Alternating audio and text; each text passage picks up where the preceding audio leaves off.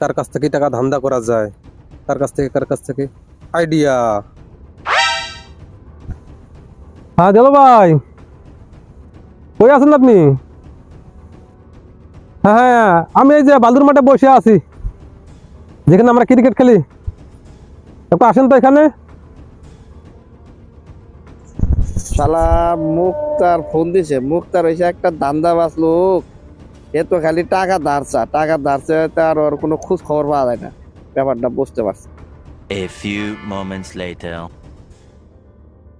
শোনো বন্ধু মুক্তার, তোমার আমি একবার মন থেকে বলতাছি, তুমি আমার কাছে টাকা ধার না চাই, হ্যাঁ, তুমি ওই রাস্তায় ভিক্ষা করো, খয়রাত করো গা।